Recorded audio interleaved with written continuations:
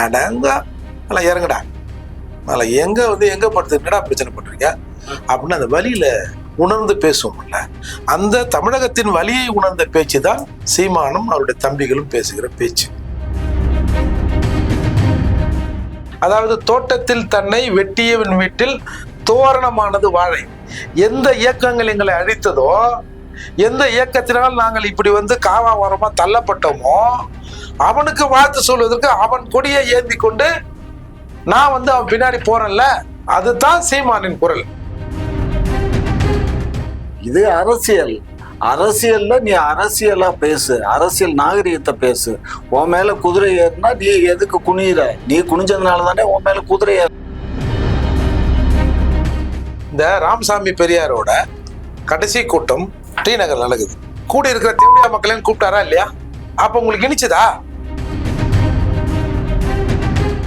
ஒரு மண்ணுக்கான அரசியல் பேசும்போது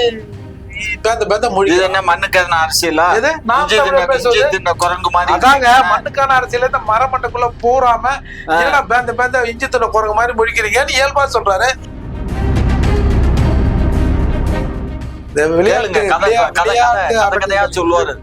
மதுபானங்கள் விற்கலாம் சொன்னாங்கல்ல, அது ஒரு டாஸ்மார்க், பெரிய டாஸ்மார்க். அது அப்படி எடுத்துங்க. அத அவருக்கு அறிவு இருக்கா இல்லையான்னு சொல்லி டாக்டர்கிட்ட டெஸ்ட் பண்ணி என்கிட்ட பேசுங்க.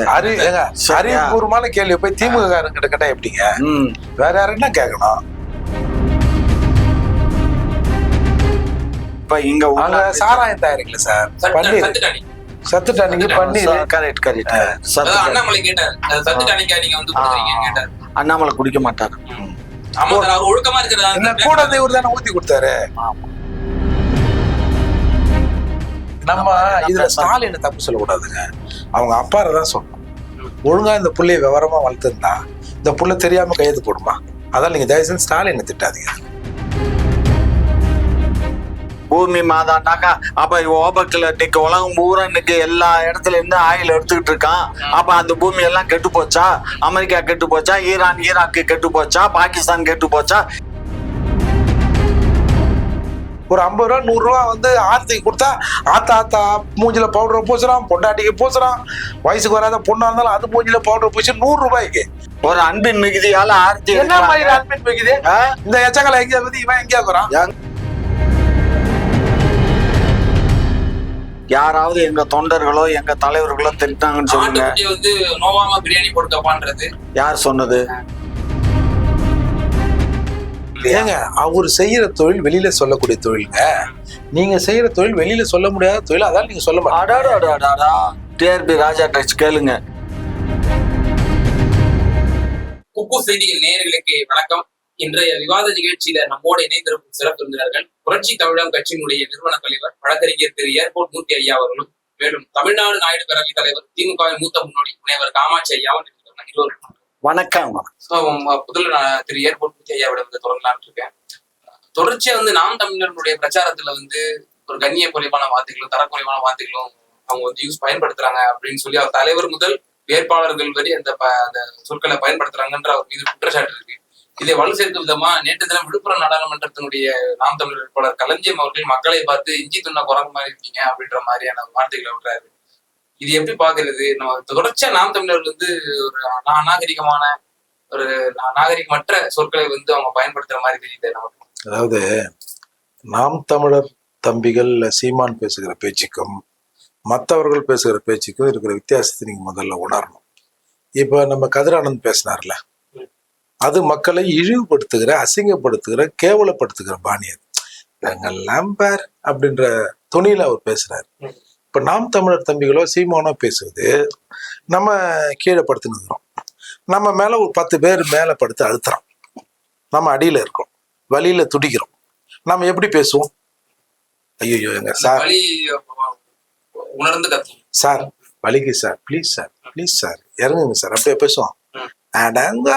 நல்லா இறங்குடா, நல்லா எங்க படுத்து என்னடா பிரச்சனை பண்றீங்க அப்படின்னு அந்த வலியில உணர்ந்து பேசுவோம்ல. அந்த தமிழகத்தின் வலியை உணர்ந்த பேச்சு தான் சீமானும் அவருடைய தம்பிகளும் பேசுகிற பேச்சு. நீங்க காளியம்மாள் பேசுறத அதைத்தான் சொல்ல வர. ஆமாங்க, இப்ப நீங்க காளியம்மாளை வந்து எவ்வளவோ அந்த உருவ கேலிலாம் பண்ணணும். கருவட்டுக்காரி, மீன் விற்கிறவ, அதை பண்றவ இதை பண்றவெல்லாம் பேசுறானோ. அப்போ இன்றைக்கு பேசுகிற ஒரு நாய் கூட ஒரு பெண்ணை பார்த்து, ஒரு சகோதரியை பார்த்து ஏன்னா இப்படி பேசுறீங்க அப்படின்னு எவனாவது கேட்டானா? இப்ப நான் பேசுறேன்ல, டேய் அந்த 1000 ரூபாய் மயிருக்கு சம்பளம்டா, என்னடா நீ 1000 ரூபாய் கொடுத்து இந்த பெண்களை அசிங்கப்படுத்துற, கொச்சைப்படுத்துற, அவன் 4 புள்ள 5 புள்ள பெத்தவள நீ வந்து தகுந்த குடும்ப தலைவி இல்ல அப்படின்னு நீ வந்து டிசைட் பண்ற, இல்ல நீ குடும்ப தலைவின்னு முடிவு பண்ணவள 2 மாசம் 3 மாசம் கொடுத்துட்டு ஏய் தப்பா முடிவு பண்ண, இவன் நல்ல குடும்ப தலைவி இல்ல, சரியானவங்க இல்ல அப்படின்னு திரும்பி அந்த வாபஸ் வாங்கிட்டு கொடுக்காம இருக்கிற, அப்படி நம்ம அதை எடுத்துக்கலாம். நீங்க வந்து சொல்றீங்க அவங்க வந்து இந்த வலி, அவங்களுக்கு வந்து இந்த வலினால அவங்க அந்த மாதிரி பேசுறாங்க அப்படின்னு சொல்றீங்க. ஆனா அதே சீமானவர்கள் தரக்குறைவா வந்து முன்னாள் முதல்வர்கள் அவங்களை விமர்சிக்கலையா? குறிப்பா இன்னொரு விஷயம் சொல்றேன், சமாதியில அடக்கம் செய்யப்பட்டிருக்காங்க 4 முதல்வர்கள், முன்னாள் முதல்வர்கள். அதுல வந்து பெண் முதல்வரை வந்து கொச்சைப்பட்ட மாதிரி பேசியிருக்காரு அந்த சமாதியை. சரி சார், நான் தான் சொல்றேன்ல, படுத்துனுக்கிறான் வெறியில கத்துறோம். நீங்க அந்த கத்துறதுல இருக்கிற அர்த்தம் உண்மையா பொய்யா? வார்த்தைகள் வேணா 1-2 கூடுதலா போகலாம் அந்த எரிச்சல்ல. அதில் பொதிந்து இருக்கிற பொருள் உண்மையா இல்லையா? நீங்க வந்துங்க இப்ப நீங்க இந்த தேர்தல் பிரச்சாரம் எல்லாம் பாக்குறீங்கல்ல, ஒரு இந்த கேள்விங்கெல்லாம் நான் ஓப்பனா சொல்றேன், எங்க சமூகத்தை சேர்ந்த ஆட்கள் ஏதோ ஒரு கொடி, அதுக்கு என்ன கொடின்னு கூட அது தெரியாது. இப்ப திமுக கொடினா இப்ப கருப்பு சிவப்பு பார்த்திருக்கோம், கூட்டணியில் இருக்கிற கட்சி கொடியெல்லாம் அதுங்களுக்கு தெரியாதுல்ல, அதுக்கு பேர்லாம் தெரியாதுல்ல. ஆனாலும் அந்த கொடியை வச்சு நிக்குதுங்க. ஒரு எவ்வளவுக்கு? ஒரு 200 ரூபாய்க்கும் 300 ரூபாய்க்கும். அப்ப நீங்க பாக்குறவங்க என்ன நினைப்பீங்க? சோத்துக்கு இல்லாத கேட்டுக்கட்ட ஜனங்க எப்படி வந்து நிக்குது அப்படின்னு நீங்க விமர்சனம் பண்ணுவீங்க ஒரு பொது நபரா. நான் எப்படி தெரியுமா பார்ப்பேன், சரி நம்ம சாதி சனத்தை இந்த நாய்ங்க பாடுறான், எப்படி இந்த ஜனங்களை இந்த வறுமையை பயன்படுத்தி பாவம் இதுங்களை கூட்டாது இப்படி வெயில்ல 200க்கும் 300க்கும் பாவிங்க இந்த மாதிரி பலிகடாக்குறாங்கல்ல அப்படின்ற உணர்வோடு நான் பார்ப்பேன். அப்போ 2 பேரும் ஒரே மாதிரிதான் பாக்குறோம், என்னடா அந்த பொம்பளைகள் இப்படி வச்சுக்கிறாங்கன்னு பாக்குறோம். ஆனா இதை உணர்ந்து இதை பார்த்து நீங்கள் பேசுகிற பேச்சுக்கும் வார்த்தைக்கும் நான் பேசுகிற பேச்சுக்கும் ஒரு வித்தியாசம் இருக்கும். நான் அந்த எரிச்சல் இருந்து பேசுவேன், எது என் சொந்த சமூகத்தை இப்படி கேவலப்படுத்துறாங்க, திருட்டு போயிடும். அதாவது தோட்டத்தில் தன்னை வெட்டியவன் வீட்டில் தோரணமானது வாழை. எந்த இயக்கங்கள் எங்களை அழித்ததோ, எந்த இயக்கத்தினால் நாங்கள் இப்படி வந்து காவா ஓரமா தள்ளப்பட்டோமோ அவனுக்கு வாழ்த்து சொல்வதற்கு அவன் கொடியை ஏந்தி கொண்டு நான் வந்து அவன் பின்னாடி போறேன்ல, அந்த எரிச்சல் எனக்கு இருக்கும். நீங்க அதை எப்படி பார்ப்பீங்க? ஒரு கட்சி இந்த ஜனங்களை பிரச்சாரத்துக்கு பயன்படுத்துது அப்படிதான் பார்ப்பீங்க. அப்ப 2 பேர் பேசுவதற்கு வித்தியாசம் இருக்கும்ல. அதுதான் சீமானின் குரல். திரு காமாட்சியா அவர் வந்து இந்த வலியினுடைய ஒரு வெளிப்பாடாதான் அந்த இது பேசுறாரு. அவர் அந்த மாதிரி நசுக்கப்பட்டிருக்காங்க இந்த தமிழ் சமூகம், அதுக்காக அவர் வந்து பாடுபடுறாரு, அதனால இந்த வார்த்தைகள் எல்லாம் சொல்றாரு அப்படின்னு சொல்றாரு. மத்தவங்களோட கம்பேர் பண்ண முடியாதுங்கிற விஷயமும் சொல்றாரு. மேலும் அவங்களோட ஃபாலோவர்ஸும் அதை வந்து ஏத்துக்கிறாங்கல்ல, அவங்களோட தம்பிகளும் அது வந்து ஆமோதிக்கிறாங்க. நீங்க எப்படி பாக்குறீங்க? அதாவது திரு மூர்த்தி அவர்களே இங்க வந்து இவ்வளோ பெரிய சப்பக்கட்டு கட்டுறாரு, சரியா? இவர் கட்டுற சப்பக்கட்டு வந்து சமாதியில இருக்கக்கூடிய பிரேதம் கூட எந்திரிச்சு வந்துடும், அந்த அளவுக்கு சப்பக்கட்டு கட்டுறாரு. ஏன்னா அவ்வளோ எரிச்சல் வருது அவர் சொல்ற சொல்லு. என்னமோ கீழே இருக்காங்களாம், 10 பேர் மேலே ஏறி மிதிக்கிறாங்களாம். இது அரசியல். அரசியல்ல நீ அரசியலா பேசு, அரசியல் நாகரிகத்தை பேசு. உன் மேல குதிரை ஏறினா நீ எதுக்கு குனியிற? கண்டிக்கணும். தொடர்ச்சியா திராவிடத்தை வந்து விமர்சிச்சு வராரு. இங்க பாரு, திராவிடத்தை விமர்சிப்பதால் நான் ஒன்றும் தவறாக சொல்லவில்லை. அவர் மக்களிடத்தில் வாக்கு சேகரிப்பதை நான் தவறாக சொல்லவில்லை. ஆனால் மற்ற கட்சியினரை பார்த்து அவசாரித்தனமாக பேசுவதை நான் கண்டிக்கிறேன். இல்ல நான் கேக்குறேன், நீங்க சொன்னீங்கல்ல இடைப்பட்ட காலங்கள்ல என்ன சொன்னீங்க? சீமான் பிரதான எதிர்கட்சியா வந்துருவாரு. ஆமா, அவருக்கு அவரே அவர் தலையில மண்ணலி போடுறாரு, அவரே அவர் தலையில மண்ணலி போடுறாரு. முன்னதாக உங்களுடைய முன்னாள் தலைவர்கள், உங்களுடைய முன்னாள் முதலமைச்சர்கள், பிச்சைக்கார பையன் அண்ணாதுரை கருணாநிதி தான் எங்களை படிக்க வச்சாருன்னு அந்த வார்த்தை சொல்லலையா அவரு?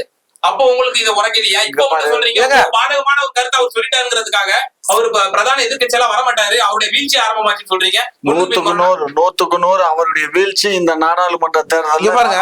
சொல்றாங்க, வேடிக்கை பாருங்க. இந்த ராமசாமி பெரியாரோட கடைசி கூட்டம் டி நகர் நடக்குது. கூடி இருக்கிற தேவடியா மக்களையும் கூப்பிட்டாரா இல்லையா? அப்ப உங்களுக்கு இனிச்சுதா? அப்ப வீட்டுல இருக்கிறவங்க தேவடியாளா?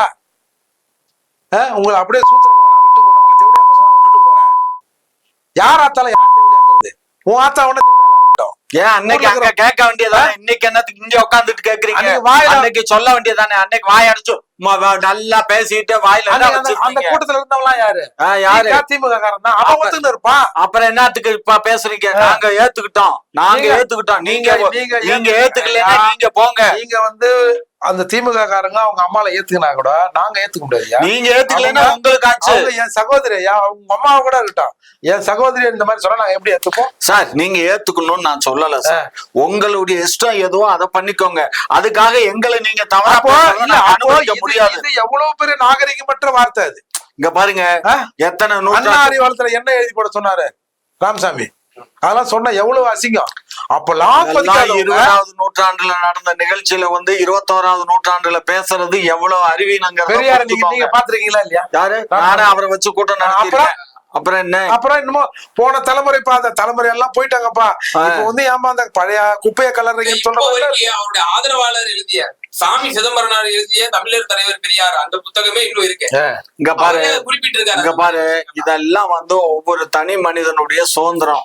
இவர் பேசுறத நான் ஏதாவது மறுக்கலாமே தவிர அவர் ஏன் பேசுறாருன்னு கேட்க முடியாது. ஆனா அந்த தனிநபர் ஒரு மக்களை வழி நடத்தக்கூடிய இடத்துல இருக்கும் பொழுது அவருடைய வாழ்க்கை என்பது ஒரு திறந்த புத்தகமா இருக்கு.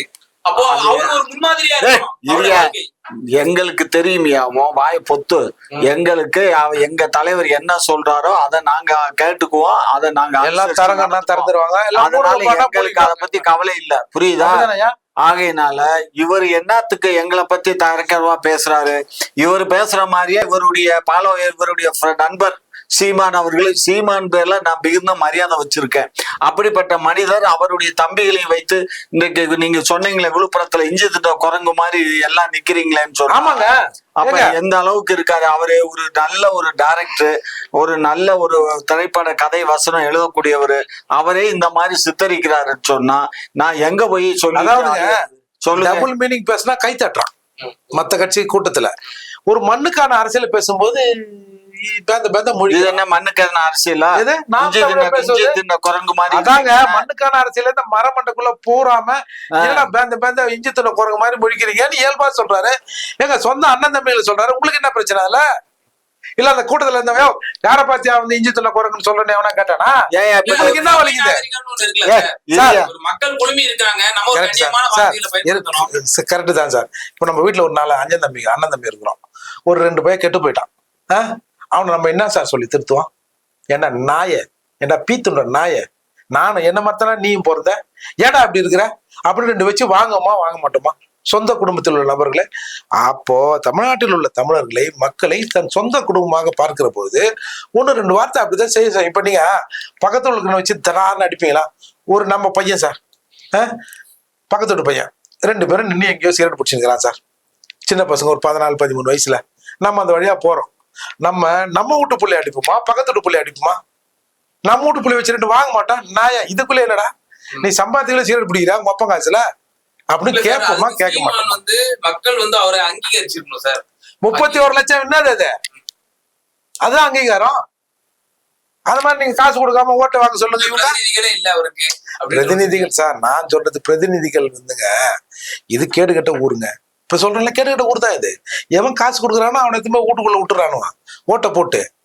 ஒரு 50 ரூபா 100 ரூபா ஆர்த்திக்கு கொடுத்தா ஆத்தா மூஞ்சில பவுடரை பூசுறான், பொண்டாட்டிக்கு பூசுறான்.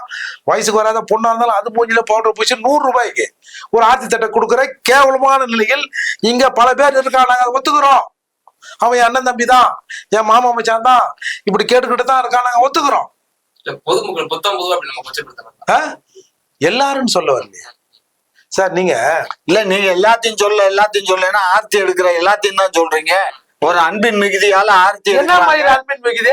இந்த எச்சங்களை எங்க வந்து இவன் எங்க இருக்கிறான்? எங்க இருந்தா கட்சியை சேர்ந்தவன், எங்க கட்சியில சேர்ந்தவன், எங்க அண்ணன் தம்பி, எங்க மாமா மச்சான், எங்க சித்தப்பன் பெரியப்பன், அவன் வீட்டு பிள்ளைங்க எடுக்குது. அதையே நீங்க இவ்வளவு கொச்சப்படுத்துறீங்க. சும்மா இருங்க சார். வேட்பாளர் வீட்டுல இருக்கிற பொண்டாட்டி புள்ள மருமகள் எடுத்துருவாளா? ஏன் எடுக்காம எடுக்கத்தான் செய்வாங்க. இப்ப ரோட்ல ஆட வைக்கிறாங்களா வேட்பாளர்? அவங்க வீட்டுல இருக்கிற பொம்பளை கூட ஆட விடுறான். அது தொழில் ரீதியா அவங்க ஆடுறாங்க. யார் தொழில் ரீதியா? அந்த ரோட்ல ஆடுறாங்க. தொழில் ட்ரூப் வச்சாடுறாங்களா? அவங்கதான் ஒரு பகுதிக்கு ஓட்டு கேட்க வந்தா இப்ப இந்த 200 300 தரான்ல, ஆடுறவங்களுக்கு எக்ஸ்ட்ரா ஒரு 500 போல. ஆமா 500 காசு வாங்கி தானே ஆடுறாங்க. அப்புறம் என்ன, அது கூலி தானே, கூலிக்கு ஆடுறவங்க தானே. அதை ஏன் கேக்குறீங்க நீங்க? 1000 வேற எதனா கட்ட சொல்லுவீங்களா? இங்க பாருங்க, இந்த மாதிரி மரியாதை இல்லாத பேசுறது உங்களுக்கே நாகரிகம் இல்லாத. இல்ல இது எப்படிங்க? என்ன பேசுறீங்க? ஒரு தேர்தலுக்கு வந்து ஓட்டு கேட்க வந்தா ஒரு 500 கொடுத்து ஆடை விடுறதுன்னா 500 ஏங்க பசி வருமுங்க. ஒரு 500 கிடைக்கும் தான் அதுக்கு போதுங்க. அந்த நிலைக்கு அதை ஆளாக்கிட்டு அதை ஆடை விடுறதுக்கு 500 கொடுக்குறல்ல, அப்புறம் டிவில எடுத்து போட்டு மக்கள் உற்சாக வர தானா ஆடினாங்கன்றிய. சார் நான் ஒரு உதாரணம் சொல்றேன். நம்ம ஏன் இவ்வளவு எரிச்சல்ல பேசுறோம்னா, நாங்க ஒரு 2-3 சட்டமன்ற தேர்தலுக்கு முன்னாடி விளாத்தி குளத்துல நின்னோம் சார். முதல்ல ஒரு டெஸ்ட் பண்ணுவோம் ஒரு வாசகத்தை சொல்லிட்டு, பறையர் ஓட்டு பறையருக்கே அப்படின்னு ஒரு பேம்லெட்டை போட்டு விளாத்திக்குளம் எம்எல்ஏ சட்டமன்ற இடைத்தேர்தல் நினைக்கிறேன், அதுல ஒருத்தர நிக்க வைக்கணும் சார், ஒரு தம்பியா. சார் எங்க சொந்த பகுதி சார், காலனி பரக்குடி, அதுக்குள்ள போறோம். வந்து சொல்லணும், என்னன்னா அது வேட்பாளர் வந்து இப்பதான் காசு கொடுக்குறாரு, அதுக்குள்ளே வந்துட்டீங்க, என்ன கொஞ்ச நேரம் வெளியே இருக்கு, நான் காசு கொடுத்துட்டு போட்டோம். சார் நான் சொல்றது பறையர் ஓட்டு பறையருக்கேன்னு. சார் அந்த பறையர் சமூகத்துல இருந்து சொல்றான், இன்னும் இப்பதான் நான் வந்துக்கிறாங்க, எதனா கொடுப்பாங்கண்ணா, கொஞ்ச நேரம் அவுட்டர்ல இருக்குண்ணா, அவங்க போன பிறகுள்ள வாங்கினா. இது எப்படி என்னால ஜீர்ணிக்க முடியும்? நான் எப்படி ஒத்துக்க முடியும்? ஏன்னா இது திருத்தத்துக்கு தானே நம்ம வந்து ஒரு சாலியாரிட்டியை காட்டணும், இந்த சமூகத்துக்கும் ஒரு கௌரவம் இருக்குன்னு நம்ம செலவு பண்ணி அங்க நிக்க வைக்கிறோம். இங்க இருந்து அங்க போய் ஒரு ஆளை இவன் சொல்றான் கொடுக்குற 200-300 கெடுத்துறாதான்றான். அப்ப எனக்கு கோபம் வருமா வராதா என் தம்பியை திருத்தணும்னு? அதுல 1-2 வார்த்தை அதிகமா கோவம் வந்தா நீங்க தான் தற்கொலை பண்ணிக்கணுமே தவிர அவங்கள தற்கொலை பண்ண சொல்லுங்க. அவங்க வறுமையை போக்குறதுக்கு காசு வாங்குறாங்க, நீங்க வறுமையை போக்குறதுக்கு நீங்க வறுமையில வச்சிருக்கீங்கல்ல, நாங்க வைக்கல. ஒரு 200 பெரிய காசா 300 பெரிய காசா தெரியுது இல்ல, ஒரு கோட்டர் பெரிய காசா தெரியுது இல்ல. கண்டியமான வார்த்தைகள் யூஸ் பண்ணுவோம், தேவையற்ற வார்த்தைகளை தவிர்ப்போம். திரு காமாட்சி ஐயா, நம்முடைய முதல்வர் வந்து ஒரு வாக்குறுதி கொடுத்திருக்காரு. கோயம்புத்தூர்ல வந்து ஒரு இன்டர்நேஷனல் ஸ்டேடியம் வந்து அமைக்கப்படும், இந்த இந்தியா கூட்டணி அமைஞ்சாலும் அப்படின்னு சொல்லி வாக்குறுதி கொடுத்திருக்காரு. அதுக்கு பதிலடி கொடுக்கும் விதமா கோவையினுடைய பாஜகவுடைய வேட்பாளர் அண்ணாமலை அவர்கள் சொல்லியிருக்காரு, ஒரு ஒழுங்கான சாலையை முதல்ல போடுங்க, ஒரு புது பஸ் ஸ்டாண்டை கொண்டு வாங்க, இந்த 3 ஆண்டு ஆட்சிகள் அதெல்லாம் கொண்டு வராம நீங்க வந்து இன்டர்நேஷனல் ஸ்டேடியத்துக்கு போயிருக்கீங்களா அப்படின்ற மாதிரி கேட்கிறாரு. குடிக்க தண்ணி இல்ல, கொப்பளிக்க பண்ணிரா அப்படின்ற மாதிரி கேட்கிறாரு. அந்த லூசு பையில போயிட்டு ஏற்கனவே பஸ் ஸ்டாண்ட் இல்லையா? அங்க பஸ் ஸ்டாண்ட் இருக்கா இல்லையா? இப்பதான் சொன்னேன், தேவையற்ற வார்த்தை. அந்த ஆளு லூசுத்தனமா பேசுற பேச்சுக்கு நீங்க கேக்குறீங்க, அங்க பஸ் ஸ்டாண்ட் இருக்கா இல்லையா? கோவையில பஸ் ஸ்டாண்ட் இருக்கா இல்லையா? எவ்வளவு பெரிய பஸ் ஸ்டாண்ட் இருக்கு தெரியுமா கோவையில? பெரிய பஸ் ஸ்டாண்ட் இருக்கு, நம்ம கொண்டு போய் வைக்கலையா? பாரு, அவசரமா நாங்க கொண்டுட்டு போல, முந்தைய அரசு தான் அங்க கொண்டுட்டு போச்சு. நாங்க அங்க இப்ப எல்லா வேலையும் முடிச்சு ஷிஃப்ட் பண்ணிருக்கோம். இதெல்லாம் அறிவு கட்டத்தனமா கேள்வி கேட்காதீங்க. எல்லா ஃபெசிலிட்டிஸும் இருக்கு. இங்க பாரு, ஹை கிளாஸா கொண்டு வந்து வச்சிருக்கு. இங்க பாரு, ஒரு விஷயம் நல்லா புரிஞ்சுக்கோங்க, கோயம்புத்தூர் பஸ் ஸ்டாண்டு மிகப்பெரிய பஸ் ஸ்டாண்டு, அந்த பஸ் ஸ்டாண்டு இருக்குது. அந்த ஆளு என்னைக்காவது பஸ்ல போயிருந்தாருன்னா அவருக்கு பஸ் ஸ்டாண்ட பாத்துருப்பாரு. அவர் பஸ் ஸ்டாண்டுக்கு பஸ்ல போனதே கிடையாது, அவர் எப்படி பாத்துருப்பாரு? அவர் எதுக்கு தெரியுமா ஸ்டேடியம் கட்டுறாரு? அதுல ஒரு உள்நோக்கம் இருக்கு சார், நீங்க தெரியாம பேசுறீங்க. மதுபானங்கள் விற்கலாம்னு சொன்னாங்கல்ல, அது ஒரு டாஸ்மார்க், பெரிய டாஸ்மார்க் அது. அப்படி எடுத்துங்க அத. அந்த பர்மிஷன் இருக்கா இல்லையா? இப்போ விளையாட்டு போட்டிகள், இன்டர்நேஷனல் போட்டிகளோ அதெல்லாம் கிடையாது. அவங்களுக்கு பெர்மிட் இருந்தா அவங்களுக்கு அலௌடு. அந்த இன்டர்நேஷனல் விளையாட்டு வீரர்களுக்கு மட்டும்தான் பெர்மிட்டே தவிர மற்றவங்களுக்கு கிடையாது. அப்ப குடிச்சிட்டு விளையாடலாம். குடிச்சிட்டு விளையாண்டா தான் அன்குவாலிஃபைடு. அது கொண்டு வந்துட்டான், சட்டம் கொண்டு வந்திருக்கான். தெரியும், நீங்க நல்லா சொல்லுங்க. பார்ட்டிசிபென்ட்டுக்கா இல்ல பாக்குறவனுக்கா? எல்லாருக்கும் தானே மது. அதெல்லாம் மதுவும் கிடையாது, கத்திரிக்காயும் கிடையாது, அதெல்லாம் கிடையாது. நீங்க வந்து அதெல்லாம் கிடையாது, அது சொன்னாங்க, அதெல்லாம் கிடையாது. நம்ம அடிப்படை தேவைகளை வந்து பூர்த்தி செய்வோம். உடனே வந்து இன்டர்நேஷனல் உடனே நாங்க நாளைக்கே இன்டர்நேஷனல், அது எங்க பணத்திலே வரப்போது? நடுவண் அரசு, ஒன்றிய அரசனுடைய இதுலதான் பண்ண போறோம். இன்டர்நேஷனல் ஸ்டேடியம் யாரு கட்ட முடியும்? இன்டர்நேஷனல் கவர்மெண்ட் தான், ஒன்றிய அரசு தான் கட்ட முடியும். நாங்க ஒன்றிய அரசின் சார்பா கட்டுவோம். இப்ப வேற எங்கேயுமே இல்ல. தமிழ்நாட்டுல எங்க இருக்கு? சென்னையில கூட இன்டர்நேஷனல் ஸ்டேடியம் இல்ல, புரிஞ்சுக்கோங்க. கோயம்புத்தூர்ல அது இன்டர்நேஷனல் தனியாருக்கு சொந்தமானது, புரிஞ்சுக்கோங்க சில விஷயங்கள். குண்டி கழுவுறதுக்கு எங்க தண்ணி இல்லையா? ரோட்டுக்கு 4 ஒயின்ஸா வச்சு பாத்துக்க. என்ன சொல்றாரு அப்படின்னா, ஸ்டேடியம் கழுவுறதுக்கு கிட்டத்தட்ட அந்த ஃபுல் தண்ணிக்கு வந்து 1.5 லட்சம் லிட்டர் வந்து தண்ணி பிடிக்கிறது. அவ்வளவு தண்ணி நம்ம செலவு பண்ண வேண்டியது இருக்கு. நம்ம அதுக்கு உகந்ததா நமக்கு அந்த ஸ்டேடியம்லாம் அப்படின்னு கேக்குறாருல்ல சீமான் அவர்களும் அறிவுபூர்வமா கேக்குறாரு. அவருக்கு வந்து அறிவு இருக்கா இல்லையான்னு சொல்லி டாக்டர்கிட்ட டெஸ்ட் பண்ணி என்கிட்ட பேசுங்க. அறிவுபூர்வமான கேள்வி போய் திமுக காரங்கிட்ட கேட்டா எப்படிங்க? வேற யாருன்னா கேட்கணும். அவர்கிட்ட கேளியா? அவர்கிட்ட கேளு. அவர் அறிவுபூர்வமா சொல்லுவாரு. சொல்றோம்ல இத்தனை லட்சம் லிட்டர் வந்து அதுல வந்து பாழா போகுது இல்ல. எத்தனை அப்ப நீ டாய்லெட் போனா கூட தான் தண்ணி வேஸ்ட் ஆகுது. டாய்லெட் போகாம இரு. அதெல்லாம் அடிப்படை தேவை சார். என்ன அடிப்படை தேவை? கிரிக்கெட்னால யாருக்கு சார் லாபம்? இங்க பாரு, பெரும் முதலாளிகளுக்கு இங்க லாபம். பாரு, இல்லங்க அவங்க அந்த விளையாட்டுங்கிறது அவங்க அந்த இதுல வச்சிருக்காங்கல்ல, கிரிக்கெட் டீம் இவங்க வச்சுக்கிறாங்கல்ல, அது ஒரு பிசினஸ் மோட்டிவ் தாங்க. அப்படி எடுத்துங்களையா? ஏங்க எல்லா மாநிலத்திலயும் எல்லாரும் வச்சிருக்காங்க, வச்சுக்கோங்க. சரிதா? ஏங்க நீங்க அரசு ஆள வந்தா அரசை ஆளுங்க. சும்மா நான் ஊருக்கா வைக்கிறேன், உப்பு வைக்கிறேன், கிரிக்கெட் டீம் வச்சுக்கிறேன், சாராய ஃபேக்டரி வச்சுக்கிறேன் அதுல அப்படின்னா உங்க திட்டங்கள் அதை நோக்கி தான் போவோம். உங்களுக்கு எங்க கஷ்டமா இருக்கு? உங்களுக்கு என்ன சார் கஷ்டம்? அவங்க தொழில் பண்றாங்க சார். அவங்க சார் ஆட்சி அதிகாரத்துல இருக்கும், எதுக்கு சார் தொழில் பண்றீங்க? ஆட்சி அதிகாரத்துல நீங்க ஒரு 8 மதுபான ஆலை வச்சிருக்கீங்க. நாங்க அதனாலதான் நீங்க வந்து இந்த ஒயின் ஷாப்பை மூட மாட்டீங்க நான் சொல்றேன். நாங்க யாரு வச்சிருக்கோம்? கனிமொழி அம்மா சொன்னாங்கல்ல அக்கா, என்ன நாங்க ஆட்சிக்கு வந்த போது நாங்க சொல்லி கூட மூட சொல்லிப்போங்க. அவங்கள மூட சொல்ல வேண்டியதானே? ஏன் பிசினஸ் இப்போ திமுகவுடைய குடும்பத்தார்கள் தானே நிறைய வச்சிருக்காங்க அந்த மது ஆலைகள்லாம், அதெல்லாம் மூடப்பட்டுச்சுன்ற கேள்வி வருதுல. எங்க கட்சியில இருக்கக்கூடிய மற்ற நிர்வாகிகள் வச்சிருக்காங்க. அது 2 பேரும் என்னமோ தான் இருக்காங்க. எல்லாரும் 2 பேர் தான் வச்சிருக்காங்க. அவங்க இப்ப இங்க சாராயம் தயாரிக்கல சார், சத்து டானிக்கு பன்னீர். கரெக்ட். அண்ணாமலை கேட்டாரு, சத்து டானிக்கா நீங்க வந்து குடுக்குறீங்கன்னு கேட்டாரு. அண்ணாமலை குடிக்க மாட்டாரு. ஆமா சார், அவர் ஒழுக்கமா இருக்கிறதா கூட இவர் தானே ஊத்தி கொடுத்தாரு.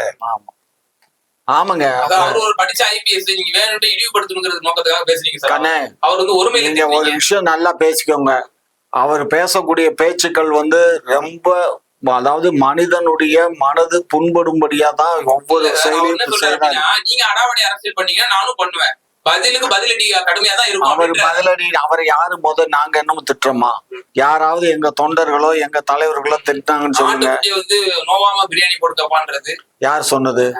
உங்க டிஆர்பி ராஜா தான். ராஜா சொன்னார்ல. அவர் என்ன சொன்னாரு? நான் ஆடு மேய்ப்பேன் அப்படின்னு சொன்னாரா இல்லையா? விவசாயி நான் ஆடு மேய்ச்சி பழச்சுக்குவேன், எனக்கு ஒன்னும் அரசியல் தேவையில்லைன்னு சொன்னாரா இல்லையா? அவர் செய்யற தொழில் வெளியில சொல்லக்கூடிய தொழிலுங்க. நீங்க செய்யற தொழில் வெளியில சொல்ல முடியாத தொழில், அதான் நீங்க சொல்ல மாட்டாடா. டிஆர்பி ராஜா டச் கேளுங்க. நீங்க செய்யற தொழில் சொல்ல தொழிலா? ஆமா ஆமா ஆமா. அவன் சார் இப்ப எங்க அப்பா வேலை செஞ்சாருங்க, எஸ்ஐயா இருந்தாருங்க. எங்க ரிட்டையர் ஒண்ணு நேரம் ஊருக்கு போய் கலப்பி பிடிச்சிட்டாருங்க. ஏன்பா கொஞ்ச நாள் இங்க அமைதியா இருந்துட்டு போயம்பா மெட்ராஸ்ல அப்படின்னா, அடையாம்பா நம்ம தொழில் பாது, ஏன் அப்பன் செஞ்சது வேலை பாது. திரு காமாட்சியா, இப்போ எடப்பாடியார் வந்து சூறாவளி பிரச்சாரம் செஞ்சுட்டு இருக்காரு. அதுல குறிப்பா ஒரு விஷயம் வந்து ஸ்டாலின் அவர்கள் மேற்கோள் காட்டி சொல்லியிருக்காரு. எடப்பாடியார் வந்து ஒரு விஷவாயு, அந்த விஷவாயு வந்து விவசாய நிலங்கள்லாம் அழிச்சிரும், விவசாயத்தெல்லாம் அழிச்சிரும் அப்படின்னு சொல்லி ஒரு பகிரங்கமான குற்றச்சாட்டு எடப்பாடியார் மீது வச்சிருக்காரு. எடப்பாடியார் அவர்கள் என்ன பண்றாருன்னா, அதே கிளிப்பிங்க வச்சு மீத்தேனுக்கும் அந்த அது மாதிரியான எரிவாயு கேஸ்லாம் வந்து யார் வந்து அலோவ் பண்ணது? திமுக ஆட்சியில தான். அப்போதைய எதிர்கட்சி தலைவர் பகிரங்கமா மக்கள் மத்தியிலே மன்னிப்பு கேட்டாரு, யாரு விஷவாயு அப்படின்னு சொல்லி. எடப்பாடியார் வந்து உங்களுக்கு வந்து கவுண்டர் கொடுத்திருக்காரு. தம்பி, நாங்க வந்து அது இருக்கான்னு செக் பண்றதுக்கு தான். புரிஞ்சதா? எங்க மாவட்ட இதுல எப்படி தெரியுமாங்க, நாங்க வந்து இருக்குதான்னு செக் பண்ணி இதுல வந்து நம்ம இதை விட்டு நீங்க ஏதாவது நம்ம இதுல ஸ்டாலின் தப்பு சொல்லக்கூடாதுங்க. அவங்க அப்பாரதான் சொல்லணும். ஒழுங்கா இந்த புள்ளைய விவரமா வளர்த்துருந்தா இந்த புள்ள தெரியாம கையெழுத்து போடுமா? அதான் நீங்க தயவுசெய்து ஸ்டாலின் திட்டாதீங்க. நாங்க கையெழுத்து போடல, மாவட்ட ஆட்சியர் தான் அதுக்காக. ஸ்டாலின் அரசு கட்டுப்பாடுக்குள்ள இல்ல இல்ல இல்ல தமிழ்நாடு அரசுடைய தீர்மானத்துக்கு எதிர்த்து அவரு ஒண்ணு செய்திட முடியும். உள்ளாட்சி அமைச்சராக இருந்த பொழுது நான் தெரியாம கையெழுத்து போட்டேன்னு சொன்னவர் தான் நம்ம முதல்வர், இன்றைய முதல்வர். எதுல போட்டாரு? அந்த ஒப்பந்தத்துல. எந்த ஒப்பந்தத்துல? மீத்தேன் எடுக்கிறதுக்குள்ள இல்ல, இருக்குதான்னு டெஸ்ட் பண்றதுக்கு. புரிஞ்சுக்கோங்க. ஏன் சார் புரியாம பேசுறீங்க? இருக்குதா இல்லையா? இருக்கா சரிங்க இல்லையா? சார், அப்ப இருக்குன்னு ஓவரா வச்சுக்கோ. விட்டாதீங்க. என்ன இல்ல சார், ஒரு இப்ப விஷயம் test எல்லாருக்கும் பண்றாங்க, தெரியும். எதுக்கு சார் test என்னங்க தெரியும்? ஏங்க ஸ்டாலினே சொன்னாருங்க, என்னங்க சொன்னாங்க? நான் தெரியாம கையெழுத்து போட்டேன். ஆமாங்க, இருக்கா இல்லையா டெஸ்ட் பண்றதுக்கு நான் தெரியாம சரி, கையெழுத்து அதான் போட்டேன். நான் சொல்றேன், அதான் நான் நாங்க சொல்றேன். எடுக்கலையே. இந்த இங்க மாதிரி எங்கேயாவது எடுத்துக்கிட்டு இருக்காங்களா? இந்த மாதிரி விவரம் இல்லாத ஒரு புள்ளைய வளர்த்துட்டியே ஐயா கலைஞர் அவர்களே அப்படின்னு நம்ம கலைஞர் தான் சொல்றோம். டெஸ்டிங்ன்றீங்க, எதுக்கு டெஸ்டிங்? எதுக்கு டெஸ்டிங்னா நம்ம பூமியில என்னதான் இருக்குன்னு என்ன புடுங்கி தெரிஞ்சு ஒரு பெரிய சயின்டிஸ்ட் நம்மளுடைய பூமி மாதாவுக்கு வந்து பெரிய இங்க பாரு, பூமி மாதாண்டாக்கா அப்ப ஓபக்ல இன்னைக்கு உலகம் பூரா இன்னைக்கு எல்லா இடத்துல இருந்து ஆயில் எடுத்துக்கிட்டு இருக்கான். அப்ப அந்த பூமி எல்லாம் கெட்டு போச்சா? அமெரிக்கா கெட்டு போச்சா? ஈராக்கு கெட்டு போச்சா? பாகிஸ்தான் கெட்டு போச்சா? எல்லா நாட்டிலையும் தானே நீ கொண்டு வரலாம்ன்றீங்க. இங்க பாரு, நம்ம இந்தியா ஆட்சி வரும்போது நம்ம இங்க பாரு, இன்னும் ஒரு விஷயம் புரிஞ்சுக்கோ. ஒரு எல்லா இடத்துலயும் வந்து எல்லாமே இருக்கத்தான் உலக செய்யும். நாடுகள் மனிதன் வாழணும்னா வாழ்வதற்கு தேவையானவைகளை எல்லாமே செஞ்சுதான் ஆகணும். உலக நாடுகள் பல நாடுகள்ல லெதர் ஃபேக்டரி கிடையாது தெரியுமா? பனியன் ஃபேக்டரி, துணி ஃபேக்டரி கிடையாது தெரியுமா? திருப்பூரில் வந்து தயாராகிற இந்த ஆடைகள் எங்க வெளியில போகுது? அமெரிக்கா போன்ற வெளிநாடுகளுக்கு பிரசேகமா ஏத்துறாங்க. ஏன் அவன் வந்து அந்த டெக்னாலஜி பயன்படுத்தி அவன் செஞ்சு கூடாதா? அவன் அதை பண்ணா பொல்யூட் ஆகும். நம்ம ஊர்ல லெதர் ஃபேக்டரி வச்சா பொல்யூஷன் ஆகும் அப்படின்றதுக்காக தான் நம்ம ஊர்ல இருந்து லெதர் ப்ராடக்டை வாங்குறான். அப்போ இவரு இப்ப இது எப்படி சொல்ல முடியுது? நம்ம அவங்க இந்த மண்ணுக்கு உகந்தவாறு அவங்க அதுல ஸ்பெஷலிஸ்டா இருப்பாங்க. அதேதான், நம்ம மண்ணுக்கு உகந்தது வந்து இன்றைக்கு நம்ம மண்ணுக்கு அது உகந்தது. இங்க பாரு, இன்னைக்கு பருத்தி விவசாயம் வந்து கோயம்புத்தூர் திருப்பூர் அந்த ஏரியாக்கள்ல பருத்தி விளையுது. பருத்தினா பருத்தியோட முடியுது இல்லைங்க. ஆகையினால பருத்தியில இருந்து சாய ஆலை இருக்குல்ல, அது வாஸ்தவம் தான். அதுக்கு வந்து விஞ்ஞான முறைப்படி கலர் துணி போடுறோம்னு நினைக்கிறவன் இங்க இருந்து ப்ராடக்ட் தயார் பண்ணல அவன் போட்டுக்கிறான். பாருங்க, அதை சுத்தப்படுத்துறதுக்கு சுத்திகரிப்பு ஆலைகள் நிறைய பண்ணிட்டு தான் இருக்காங்க. ஏதாவது ஒரு தொழில் பண்றோம்னா அந்த தொழில 1008 பிரச்சனைகள் இருக்கும். எல்லாத்தையும் சரி பண்ணி தான் அந்த தொழிலை செய்ய முடியும். ஆகையினால அமெரிக்கால வந்து அதை பண்ணலைன்னா அவன் நாட்டுல பண்ணலைன்னா அதுக்காக நம்ம நாட்டுல பண்ணக்கூடாதா? நான் ஏன் பேசுறீங்க? புரியுதா? புரியல. அது ஒரு நாட்டுக்கு வளம் அவசியம் தான். என் வாழ்வை அழித்து நான் வசதியாகிறது என்ன பிரயோஜனம் சார்? எனக்கு கேன்சர் வந்த பிறகு நான் வந்து பழமும் பாலும் சாப்பிட்டேன்னா சார் பிரயோஜனம்? அது எதெல்லாம் புரியுதா பத்தீங்களா அவருக்கு? அதெல்லாம் எங்களுக்கு புரியாதுங்க. நீங்க தான் டியூஷன் எடுக்கணும். மூர்த்தி சார், நிறைவான பார்வை. எடப்பாடியார் வந்து நம்மளுடைய முதல்வருக்கு பதிலடி கொடுத்திருக்காரு. உங்களுடைய நிறைவான கருத்தை பதிவு சார். அதாவதுங்க, நீங்க தேர்தலுக்கு முன்னாடி வரைக்கும் எடப்பாடியார் வந்து யாரையும் மனது நோக பேசி பார்த்திருக்கீங்களா? அது பொதுக்கூட்டமா ஈவன் வந்து அவங்க கட்சிக்குள்ள வந்து ப்ராப்ளம் வந்த போது கூட அந்த மற்றவங்களாம் அவர் வந்து கடிஞ்சு ஒரு வார்த்தை சொல்லி நம்ம பார்த்தது இல்லை. ஆனா இன்னைக்கு ஒரு போட்டோவை முதல்ல காட்டினாங்க, 9 போட்டோவை காட்டினாரு. அப்போ எடப்பாடியாரை இவங்க இழிவா பேச அவர் இறங்கி பேட்டியை மடிச்சு, நான் விவசாயிடா, என் கையில கறி வெட்டேன் பாத்துருவோம்டா அப்படின்னு ஒத்தைக்கு வளான்னு சொல்லாத அளவுக்கு இன்னைக்கு வந்து பேசுறாரு. இவங்க நீங்க 3 வருஷம் ஆட்சி பண்ணீங்கல்ல, ஏன் எடப்பாடியே போய் நோன்றீங்க? நான் 3 வருஷத்துல 3 முழத்தை 30 முழமா ஆக்கியிருக்கேன், 30 அடி ஆக்கியிருக்கேன், அவ்வளவு பெருமையெல்லாம் நான் தமிழ்நாட்டுக்கு சேர்த்திருக்கேன், என்னென்ன நலப்பணி செஞ்சிருக்கேன்னு சொல்லி ஓட்டு கேட்கறது உங்களுக்கு இருக்கா? அவங்க என்ன சொல்றாங்க அப்படின்னா, இந்த 4 ஆண்டுகள்ல வந்து ஊழல் பெருகிட்டாரு, இந்த நாட்டையே வந்து சுரண்டி ஸ்டாலினா திராவிட முன்னேற்றங்களை வந்து குற்றச்சாட்டு. ஸ்டாலின் ஊழல பெருகிட்டாரம்மா? எடப்பாடியார் மீது ஏங்க என்ன நினைச்சிட்டு இருக்கீங்க? ரொம்ப ஓவரா தான் போறீங்க. தலால விழாதீங்க, வேண்டாம். ஏங்க அது முடிஞ்சு 3 வருஷம் ஆகி போச்சுங்க. உடம்புக்கு ஆகாது. 3 வருஷமா நீங்க ஆட்சி பண்றீங்கல்ல, நீங்க என்ன பண்ணி சார்? நான் ஜென்ரலா ஒன்று சொல்லிடுறேன் சார். நீங்க ஊழல்ல கொள்ளடிங்க, இல்ல பகல் கொள்ள அடிங்க, முகமூடி கொள்ள அடிங்க, என்ன ஒன்னாலும் பண்ணலாங்க சார். ஏழை மக்களோட அன்றாட அந்த வாழ்நிலை இருக்குல்ல, அதெல்லாம் ஒரு பாதிப்பை ஏற்படுத்தாதீங்க. அந்த பாதிப்பு ஏற்பட்டதன் விளைவாத்தான் இன்னைக்கு மக்கள் கேள்வி கேட்கறான். இப்ப நீங்க ஃபார் எக்ஸாம்பிள் 30,000 கோடி ஊழல் பண்ணி எதோ பண்ணாங்க, சேர்த்தாங்க, எங்க வைக்கிறது தெரியலன்னாங்க. ஆடியோ எவனாவது ஜனங்க ரோட்ல வந்து, யோ என்ன 30,000 கோடி எடுத்துட்டீங்களாம அப்படின்னு யாரையாவது கேட்டானா சார்? கேட்டானா? இல்ல. ஆனா இவன் வாழ்வாதாரம் பாதிச்சுல மழையில, அதுல இருந்து கேக்குறான்ல, யோ எங்க போயிருந்த நீ? ஓட்டு கேட்க வந்த, நாங்க மழையில வந்து இப்படி காத்துங்க இருந்தோம், ஒரு பையனும் வரல, இப்ப வந்துட்டா இன்னும் 5 வருஷம் கழிச்சு நாங்க உயிரோட தான் பார்க்கலாம் அப்படின்னு சொல்றான்ல. அப்போ அவனோட வாழ்நிலை பாதிக்கப்படுகிறதுல. அப்போ இந்த எளிய மக்களின் வாழ்வாதாரத்தை பாதுகாக்கிற வேலையை திமுக 3 ஆண்டுகளா செய்யல. அந்த எரிச்சல் தான் நாங்க பேசுறோம். நீ என்ன வேணாலும் பண்ணிக்கோ, என்னோட ரொட்டீன் லைஃபை டிஸ்டர்ப் பண்ணாத, அப்படிதான் நான் கேட்டுக்கிறேன். ஓகே சார், உங்களோட இருவரோட கருத்தை நேயர்களுக்கு மீண்டும் நன்றி. தொடர்ந்து இணைந்திருங்கள் குப்பு செய்திகளுடன்.